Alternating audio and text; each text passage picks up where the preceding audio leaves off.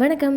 இன்றைய சிந்தனைக்கு என்னென்னு பார்த்துக்கலாமா? பல நாள் பிளான் போட்டு கடைசியில் ஒரு நாள் அதிகாலையில் 4 மணிக்கு எந்திரிச்சு ஜோம்னு உட்காந்துங்க. நல்லா தான் ஜோம்னிட்டு இருந்தேன். ஒரு 5 நிமிஷம் கூட ஆகலை, அதுக்குள்ளே தூக்கம் வந்துருச்சு. தூங்கினேன் இப்படி மாற்றி மாற்றி தூங்கிட்டே இருந்தேன். கடைசியில் ஒரே அடியாக தூங்கிட்டேன். தூங்கி முடிச்சுட்டு மணியை பார்த்தா மணி 7:30. ஐயோ காலேஜ் போகணும் அப்படின்னு சொல்லி சரி ஆத்மாவை கத்திர சொத்திட்டு சொல்லுவோன்ட்டு கடன்னு சொல்லிட்டு போயிட்டேன். அடுத்த நாள் சரி காலையில் ஜோம்னு தூக்கம் வருதுன்னு நைட்டு ஜோம்னு ஆரம்பிச்சேங்க. நல்லா தான் ஜோம்னிட்டு இருந்தேன். அதுக்குள்ளே ஒரு ஃபோன் கால் வந்துச்சு. சரி எடுத்து பேசிட்டு வைப்போமான்னு கொஞ்சம் நேரம் பேசினேன். அதுக்கப்புறம் அந்த காலை வச்சுட்டு ஜோம்ன ஆரம்பிச்சிட்டேன். திருப்பி கொஞ்சம் நேரம் ஜோம்னிட்டு இருக்கோம். ஒரு நாளும் கால் பண்ணாத ஃப்ரெண்டு ஃபோன் பண்ணிட்டா. சரி பேசுவோம்ன்ட்டு பேச ஆரம்பிச்சவ தான். பேசிகிட்டே இருந்துட்டேன். பேசி முடிச்சதும் வாட்ஸ்அப் ஃபேஸ்புக்குன்னு நோண்டிகிட்டே இருந்துட்டேன். நேரம் போனதே தெரில. மணியை பார்த்தா மணி 11:30. ஐயோ நாளைக்கு காலையில் காலேஜ் போகணும்னு மறுபடியும் ஆத்மாவை கத்திர சொல்லிட்டு போயிட்டேங்க. என்ன மாதிரி தான் நீங்களும் இருக்கீங்களா? தூக்கம் கந்தைகளை உடுத்து வைக்கும். ஜெபத்தை அசட்டை பண்ணக்கூடாது. 5 சீசர்களை பார்த்து கேட்ட அதே கேள்வியை இஞ்சி இசப்பா நம்மகிட்ட கேட்காங்க. 1 மணி நேரமாவது என்னுடன் விழித்திருக்க கூடாதா? அந்த கேள்விக்கு என்ன பதில் சொல்ல போகிறோம்? சிந்திப்போம், செயல்படுவோம்.